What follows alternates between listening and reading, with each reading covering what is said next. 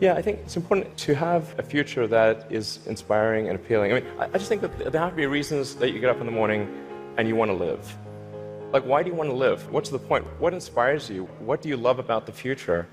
And if we're not out there, if the future does not include being out there among the stars and being a multi-planet species, I find that it's incredibly depressing if that's not the future that we're going to have. Becoming a multi-planet species and spacefaring civilization, this is not inevitable.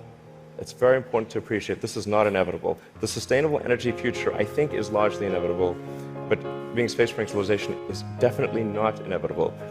If you look at the progress in space, in 1969 we were able to send somebody to the moon. 1969. Then we had the space shuttle. The space shuttle could only take people to low Earth orbit. Then the space shuttle retired, and the United States could take no one to orbit. So that's the trend. The trend is like down to nothing. People are mistaken when they think that technology just automatically improves. It does not automatically improve. It only improves if a lot of people work very hard to make it better. If you can't win the war against your own mind. I love this one. Fail early, fail often, fail forward. You know, it's always a little bit frustrating to me when people have a negative relationship with failure.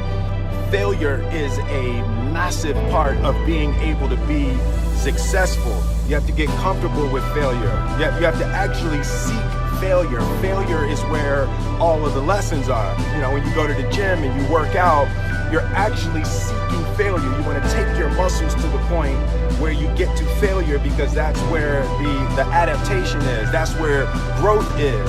Successful people fail a lot. They fail a whole lot more than they succeed, but they extract the lessons from the failure and they use that, the energy, and they use the wisdom to come around to the next phase of success. You gotta take a shot. You have to live at the edge of your capabilities.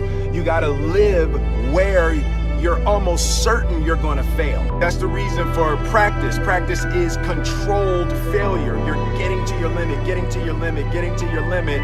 You can't lift that, you can't do that, until you get to the point that all of a sudden your body makes the adjustment and then you can do it. Failure actually helps you to recognize the areas where you need to evolve. So fail early, fail often, fail forward. So a dude screamed to me the other night, "Hey Will, I want to be an actor, man. I want to be an actor just like you." People say stuff to me like that. I'm like, "Yeah, man, you know, you're doing this, give them an encouraging word." But I was just sitting here thinking, and it dawned on me, 99% of people that say stuff like that are not willing to do what it takes to make their dreams come true. The Marines have a saying, everybody wants to go to heaven, but nobody wants to die. And that's just real. At the center of bringing any dream into fruition is self-discipline. You know, something as simple as food and eating. It's not about your body as much as it is about your mind. It's getting command of your mind to be able to choose actions that are in your own best interest. Every day, we are choosing shit that's not in our own best interest. Right? So if the world is attacking you and the world wants to fight you and the world's trying to hold you down, so you're gonna kick yourself in the balls? So you're gonna stop yourself from getting what you dream.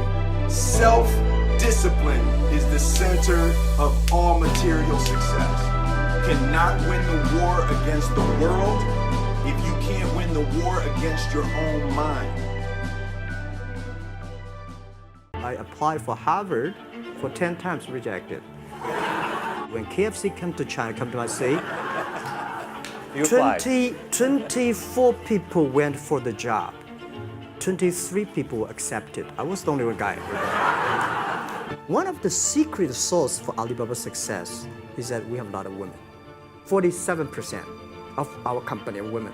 If you want to win in 21st century, empower others, making sure the other people better than you are, then you will be successful. So I find the women, they think about the others more than they think about themselves. China today is the second largest economy in the world. China should pay attention to the quality of the economy. Just like a human growth, certain time The slow of growth of your body was slow, but you should grow your mind, grow your culture, grow your value, grow your wisdom. I think China is moving to that direction. When you have $1 billion, that's not your money. That's the trust society give on you. So many people I talked to at that time for Alipay, they say, this is the stupidest idea you have ever got. But I say, I don't wear the stupid clever as long as people use it. Now we have 800 million people using this Alipay. Tai Chi is about how you balance, how you work, like a competition. People say when I compete with eBay, say, you hate eBay. No, I don't hate eBay. It's a great company. They come, I go. Tai Chi is like, you fight here, I go over there. You put it on the top, I go to down, right? So it's a balance. Many years ago, I want to change the world. Now I think if we want to change the world, we change ourselves. Change ourselves is more important and easier than change the world. And second is that I want to improve the world. Because to change the world may be Obama's job. My job is to making sure that my team are happy. Because my team are happy, they can make my customer happy. I remember one of the senior management of Walmart guys came to Hangzhou 5 years ago. I said, maybe in 10 years we'll be bigger than Walmart. He said, young man, you have a good hope. If you want to have 10,000 new customers, you have to build a new warehouse and this, that. For me, 2 servers.